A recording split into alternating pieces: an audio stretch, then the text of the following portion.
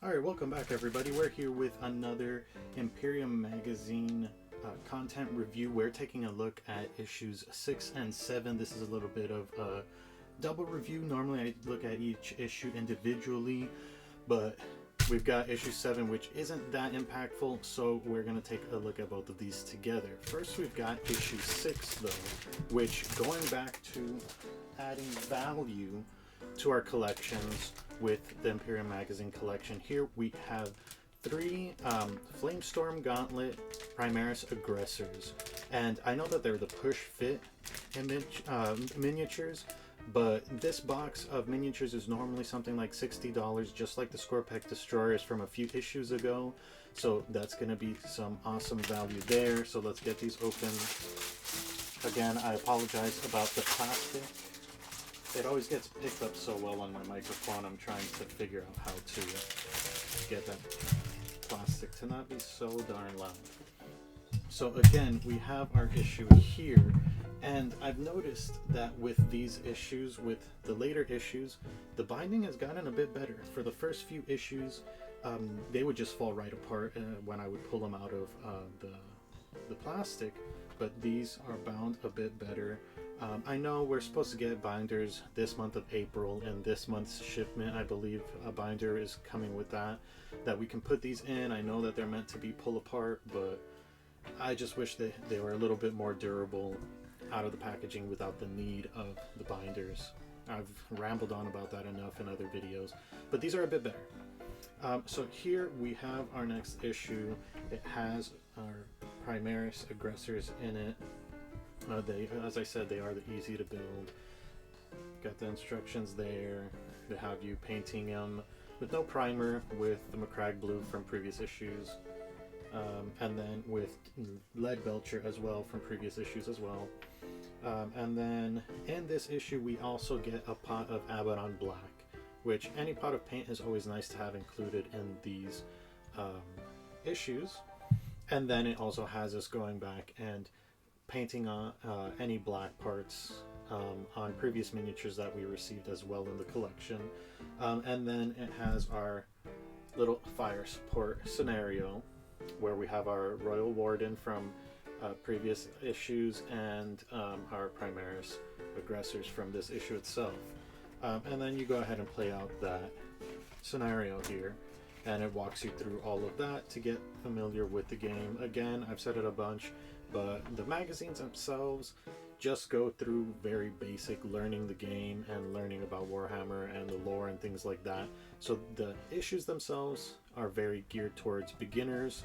The real value here is the miniatures themselves. And again, here we have our Flamestorm Gauntlets Primaris Aggressors. These are the new heavily armored Primaris Marines with these big power fist looking weapons with the ranged weapons attached to the big fists.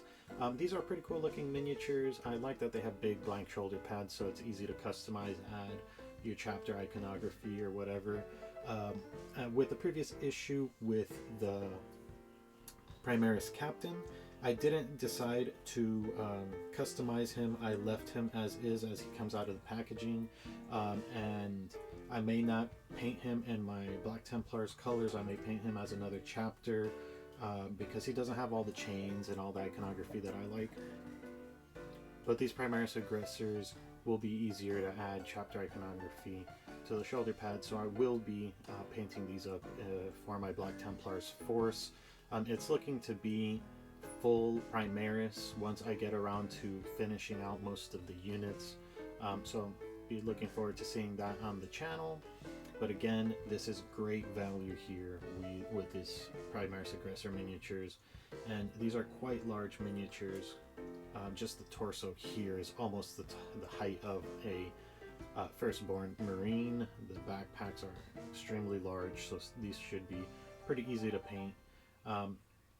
It doesn't come with all the options with all the arm weaponry. It doesn't come with all the different helmets. It just has the regular aggressor helmets. It doesn't have like the domed helmet with the slits, which are nice when you get this in the multi-part packaging for the full kit, but again, since they're push fit, you won't have all of that, but they are still very finely detailed, very nice miniatures as well, so I'm very happy to have them. And again, just great value here. This push fit frame right here we're looking at might not be the same value as the $60 box of aggressors that you would get from GW, but it is some great value just for the 3 of them. Of course, we have our 3 bases as well, and our pot of Abaddon Black. So I'll get these built up so we can take a look at them in a moment, but let's move on to the next issue, which is here, issue 7. I'll open it up over here on the side to try not to make too much noise with the plastic, even though it's always loud on my mic. And there we have it. And then this issue here has more information about naming your Marines. Here we can go through even coming up with names and titles for your Necrons. That's interesting. And then more lore, the Era Indomitus, the Indomitus Crusade, Rabute Guilliman coming back to lead the Imperium back against the foes of the Imperium, against chaos, all of that, a bunch of information there. And then painting in details. And this is interesting as it has us painting in details for all of our previous miniatures in the line. And it's actually pretty extensive here to go ahead and fill out all of that stuff on the previous miniatures that you've gotten in the collection. So that's pretty nice. And then again, of course, another mission to play through. And this scenario just looks to be a kill 'em all scenario. Set up miniatures on either side, advance across the board that we got in a previous issue, and move, shoot, charge, move, shoot, charge. And then once you finish, you can rematch your opponent and switch sides. So one of you plays Space Marines, one of you plays Necrons, and then second playthrough you swapped factions to see which you like more. Again, very basic, very new to the hobby oriented with the magazines themselves. This one as well is bound better than some of the previous issues, so that's nice to see. But again, with this month's issues, I'm looking forward to those binders. And then included with issue 7, we have 3 more pots of paint here. First, we have a base paint Mechanicus Standard Gray, just a regular gray. This one's separated a little bit, I'll give that a good shake. Then we also have base paint of Corax White, which is extremely separated here. This you'll need a shake like a madman as well. For whites, just like any white in any paint range, you have to shake them like crazy. This one's notorious for being a little chalky. I haven't really used Corax White. When I use white paint, I normally use Vallejo White. So we'll be comparing this one to Vallejo, and then shaking that up, you get more of the color for the Mechanicus Standard Gray here. And then the third one is a base paint Retributor Armor. Retributor Armor is a nice gold paint here. I really like this. I already have a pot of Retributor Armor. I use it on my miniatures already. It has very nice coverage. Don't have to do too many coats of it. 1 to 2 coats should always be good. And then you can go ahead and shade it with things like Agrax Earthshade or Seraphim Sepia to get a nice shade on it. And then you can use something like a Lead Belcher to highlight, and Lead Belcher we got in previous issues as well. So that's nice to have. I always take any pot of paint. So here we have the pots of paint that we get in these issues, which are these 3. We get the Abaddon Black with our aggressors, and we get Corax White, Mechanicus Standard Gray, and Retributor Armor with issue 7. So issue 7 isn't too eventful when it comes to the added value. If you're a newer player, if you're looking to pick up paint, this is great because the $13.95 or $14.95 that the issue itself costs is essentially what you'll be paying for 3 or 4 pots of paint anyway, so picking up the issue for the paint if you're going to be looking for these colors, and just to learn a little bit more about the game itself and some simple to play scenarios in there with your pals if you're extremely new would be good value. But issue 6 with the Primaris Aggressors is very good value with the pot of paint as well. So if you see this one in your local stores, I would suggest picking it up. I'm going to go ahead and snip all these out, push fit them together.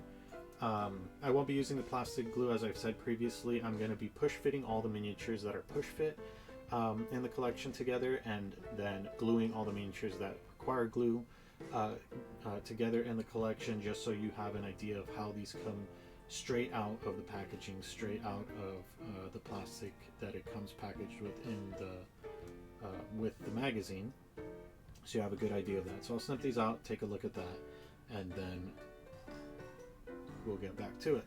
See you then.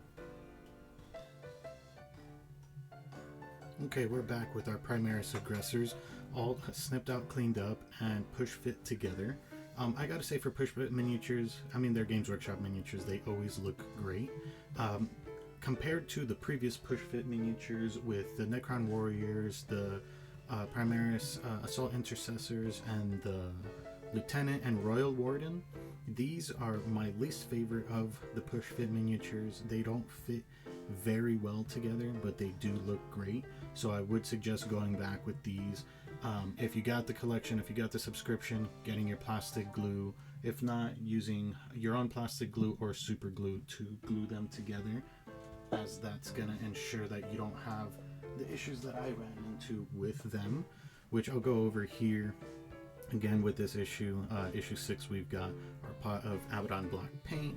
With issue 7, we've got our pots of Retributor armor, Corax white, and Lead Belcher. I'm sorry, not Lead Belcher, Mechanicus Standard Gray. Lead Belcher was in a previous issue. But let's look at these aggressors and go over some of the gripes that I have with them being push fit. First, we'll start with the Sergeant. If we take a look at the Sergeant here up close, the miniature looks great. The details are very nice, and it looks cool overall. I don't think these replace Terminator Marines for me. I still enjoyed my Firstborn Terminator Marines, but they look cool nonetheless. The aggressors look great. But right off the bat, you'll see from our backpack ammo belts and feed, one of them doesn't actually meet up very well at all with the weapon on the arm. So this, you could heat it up and push it into place, but I'm just going to glue it. I'm going to glue it and hold it down. I'm going to take all of these apart and glue down all of the parts just so that they hold well, because that's one of the ones that doesn't hold well. Another thing is the knees twist a little. You see that there? Not the biggest fan of that without glue. And then sometimes the weapon plates, some of them hold better than others, but we'll go over to this one here, and this one is extremely apparent that we can just tap this and it just comes right off very easily. It doesn't actually hold on too well. I had it popping off when I was putting it together a bunch of times. As you can see, that seam doesn't actually very well close, so you're going to want to close that. You're going to want to glue that together so that it closes, because again, it just pops off very easily. Some other ones hold on better than that, but this one specifically, that weapon pops right off. And then on the other two, the ammo belts sit a bit better because they don't actually come out of the backpack to the arm.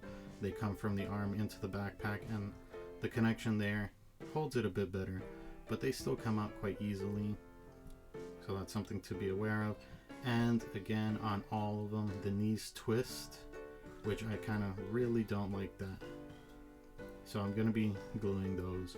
I'll be honest, I did not use the mold line remover on these at all. I used my hobby knife, cleaned them up, used the back to scrape off the mold lines. Get the cat hair out of here. And one other issue I had with them was, you see these gate marks on the fronts of the shins.